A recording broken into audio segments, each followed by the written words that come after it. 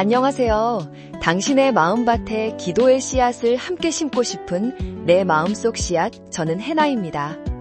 우리는 지난 시간 하나님을 아버지라 부르는 친밀함과 그분의 이름을 높이는 예배자의 마음으로 기도에 대해 함께 나누었죠.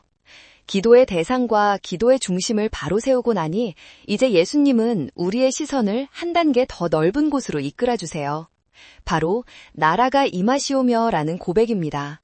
하나님 나라 혹은 천국이라는 말을 들으면 보통 어떤 이미지가 떠오르시나요? 아마 많은 분들이 우리가 죽은 뒤에 가는 구름이 어딘가에 있는 아름다운 곳을 상상하실 거예요. 물론 그것도 하나님 나라의 중요한 일부이지만 성경이 말하는 하나님 나라는 그보다 훨씬 더 광대하고 지금 바로 우리의 현실과 맞닿아 있는 개념이랍니다. 나라가 임하시오며 라는 이 기도는 단순히 제가 천국 가게 해주세요 라는 소원을 넘어섭니다. 이건 오히려 나의 작은 문제들로 가득 찼던 기도방의 창문을 활짝 열고 하나님의 위대한 계획이라는 풍경을 바라보는 것과 같아요.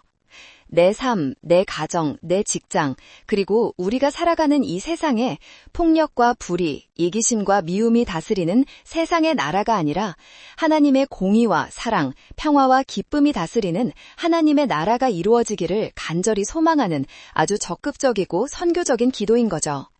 기도의 지경이 나에게서 세상으로 그리고 하나님의 비전으로 확장되는 놀라운 순간입니다. 그래서 오늘은 사도 바울이 로마에 있는 교회에 보낸 편지 속에서 하나님 나라의 본질이 무엇인지 아주 명확하게 설명한 구절을 함께 묵상해 보려고 해요. 로마서 14장 17절 말씀입니다. 하나님의 나라는 먹는 것과 마시는 것이 아니오 오직 성령 안에서 의와 평강과 희락이라. 아주 짧지만 강력한 정의죠. 하나님의 나라는 우리가 생각하는 세상적인 기준, 즉 먹고 마시는 것으로 대표되는 눈에 보이는 조건이나 사람이 만든 규칙에 있지 않다고 분명히 말해요. 당시 로마 교회 안에는 어떤 음식을 먹는 것이 옳은지에 대한 논쟁이 있었거든요. 하지만 바울은 그런 외적인 형식보다 본질이 중요하다고 말하는 거예요. 그 본질이 바로 성령 안에 있는 의와 평강과 희락입니다. 이 세 가지가 바로 하나님 나라의 핵심 가치이자 우리가 이 땅에서부터 경험하고 이루어가야 할 하나님 나라의 모습인 거죠. 먼저 의는 단순히 착하게 사는 것을 넘어 하나님과의 올바른 관계, 그리고 이웃과의 올바른 관계를 의미해요. 모든 것이 제자리에 있는 상태죠. 거짓과 불의가 아니라 정직과 진실함이, 차별과 억압이 아니라 모든 사람이 존중받는 공의가 이루어지는 거예요. 평강은 우리가 흔히 쓰는 평화보다 더 깊은 의미를 가진 히브리어 샬롬에서 왔어요. 이건 단순히 다툼이 없는 상태가 아니라 모든 것이 완전하고 조화로우며 충만한 상태를 뜻해요. 내면의 불안이 사라지는 마음의 샬롬, 관계의 갈등이 회복되는 관계의 샬롬, 그리고 사회의 분열이 치유되는 공동체의 샬롬까지 포함하는 아주 넓은 개념이죠. 그리고 희락은 환경에 따라 변하는 일시적인 행복과는 달라요. 이건 상황과 관계없이 하나님 아버지와의 관계 안에서 누리는 깊고 지속적인 기쁨이에요. 어떤 어려움 속에서도 결코 빼앗을 수 없는 우리 영혼 깊은 곳에서부터 솟아나는 기쁨이죠. 나라가 임하시오며 라는 이 기도는 바로 이 의와 평강과 희락이 추상적인 개념이 아니라 나의 구체적인 삶의 현장에서 실현되기를 간구하는 기도랍니다. 하나님, 제가 오늘 하루를 살아갈 때 제 이익을 위해 정직함을 타협하지 않는 의를 선택하게 해주세요. 하나님, 오늘 갈등하고 있는 그 사람과의 관계 속에 제 감정이 아니라 주님의 평강이 흐르게 해주세요. 제가 먼저 화해의 손을 내밀 수 있는 용기를 주세요. 하나님, 오늘 제게 주어진 일들 속에서 불평과 원망 대신 주님이 주시는 희락을 발견하고 기쁨으로 감당하게 해주세요. 이렇게 기도하기 시작할 때 하나님 나라는 더 이상 멀리 있는 미래가 아니라 나의 작은 순종과 선택을 통해 오늘 바로 이곳에 임하기 시작하는 거예요. 물론 쉽지 않은 길이죠. 세상은 우리에게 끊임없이 다른 가치를 속삭이니까요. 더 많이 가져야 행복하다고, 이겨야만 평안하다고요. 나를 드러내야 기쁨을 얻는다고요. 그래서 우리는 매일 기도해야 하는 거예요.